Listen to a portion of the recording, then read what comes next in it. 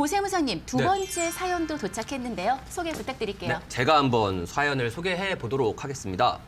안녕하세요. 저는 남편과 우연한 곳에서 알게 되었고 얼마 되지 않아 남편이 암 진단을 받게 되었습니다.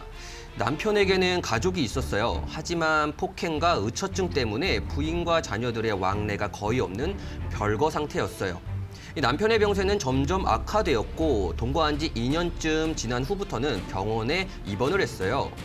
저는 성심성의껏 남편을 간호했지만 남편의 폭언과 난폭한 성격은 변하지 않았습니다. 저는 남편에게 이별을 통보했고요. 혼자서 지낼 수 없었던 남편은 제게 무엇이든 해주겠다고 했습니다. 그래서 저는 제 명의의 부동산을 원했고 남편은 서울에서 제가 원하는 부동산을 마련해 줬습니다. 헤어졌지만 그 이후에도 저는 모른 척할 수가 없어서 남편을 보살폈고 전처나 친자녀들 이상으로 그를 간호했습니다. 그러다 6년쯤 지난 시점에 남편이 세상을 떠나게 되었습니다. 말할 수 없는 슬픔도 잠시 며칠 전 국세청에서 저에게 증여세를 내야 한다고 통보가 왔어요. 남편이 저에게 사준 부동산을 증여받았으니 증여세와 가산세를 내야 한다고 하더라고요. 저는 남편과 같이 살았고 그가 힘들 때 옆에서 지극정성으로 돌봤고요. 너무 힘들어서 사실혼 관계를 청산하고 나서 재산 분할과 위자료 명목으로 재산을 받은 건데 증여세라니요. 증여세를 내지 않을 수 있는 방법을 알고 싶습니다. 네, 정말 답답하실 것 같아요. 지금 서울에 위치한 부동산이어서 지금 증여세와 가산세만도 5억 원이 넘게 추징이 된 상황이라고 합니다. 허승민 세무사님, 이러한 사실혼 관계에 대해서 법에서 어떻게 정의를 내리고 있나요? 또 지금 국세청의 입장은 어떻습니까?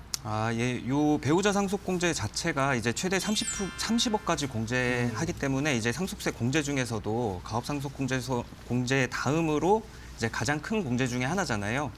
그래서 그만큼 이제 공제 요건 충족 여부가 좀 까다롭게 다뤄지고 있는데요.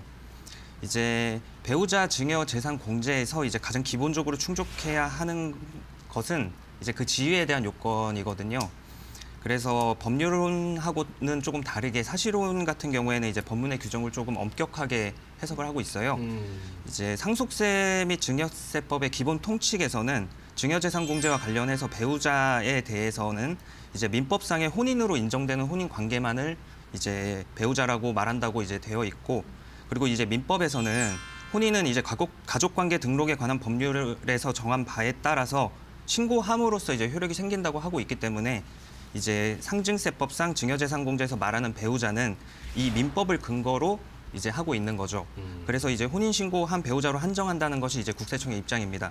네, 사실 우리 주변에서 이런 사실혼 관계를 많이 볼 수가 있습니다.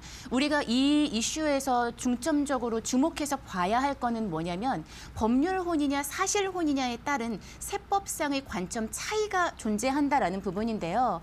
이게 우리 부모님 세대에서는 자녀들이 독립해서 이제 혼자 살게 되시면 연세도 있으시고 하다 보니 이런 관계가 좀 형성이 되는 것 같고요.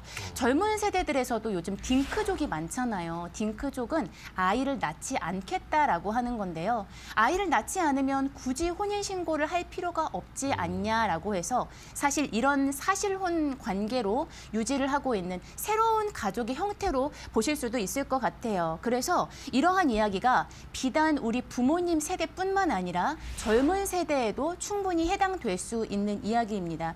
세법에서는요, 법적인 혼인 관계에 있을 때 내가 만약에 배우자에게 증여를 한다라고 한다면 6억 원까지 배우자 공제를 해줘요. 그쵸, 적은 금액이 아니죠. 엄청 예. 적은 금액이 아니죠. 맞아요. 적은 금액이 아니기 때문에 10년간 게다가 6억입니다. 그렇기 때문에 이러한 규정을 이용해서 세법에서 그 세금을 줄이기 위한 컨설팅의 수단으로 많이 활용이 되기도 하는데요.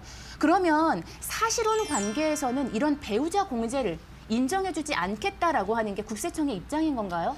국세청의 입장을 제가 대변하는 것까지는 아니지만 뭐 그렇다고 볼 수 있겠죠. 아무래도 이제 계속 말씀을 해주셨던 것처럼 사회적 흐름에 따라서 본다고 하면 이제 요새 유행이라고까지 제가 표현을 감히 할 수는 없겠지만 조론이라는 표현도 많이 나오고 있는 것 같고, 그리고 이제 딩크족 분들도 굳이 아이를 낳지 않을 거다라고 하면 혼인신고를 해서 법적으로 부부관계를 뭐 맺지 않더라도 부부관계처럼 똑같이 생활을 유지할 수 있는 거 아니냐라는 식으로 이제 많이들 생활을 하시다 보니까 사회적 흐름도 사실혼을 어느 정도 인정을 해주고 가는 추세인 것 같기는 해요.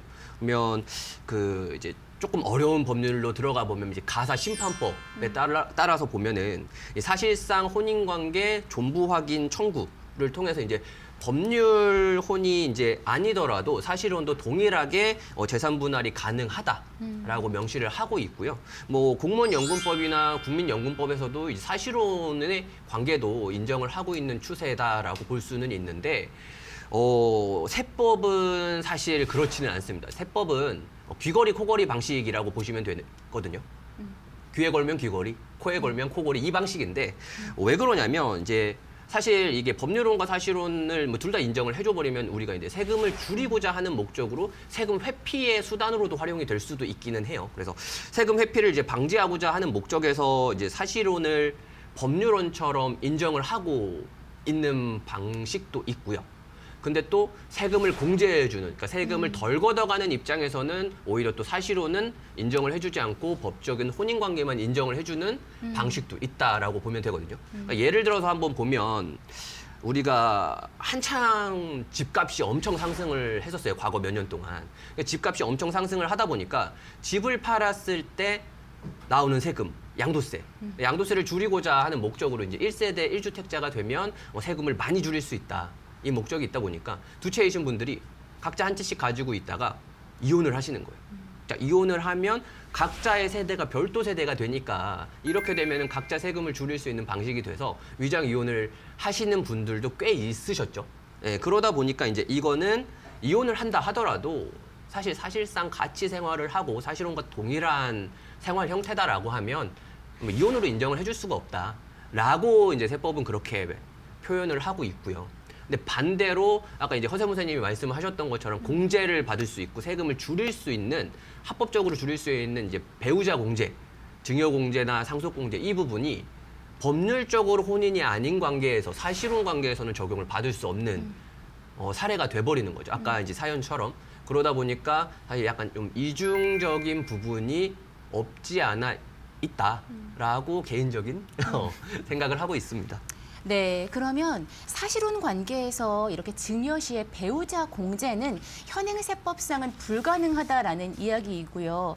사연 주신 분은 그 사실혼 관계에서 사실 증여세를 줄이실 수 있는 부분은 없는 것으로 보입니다.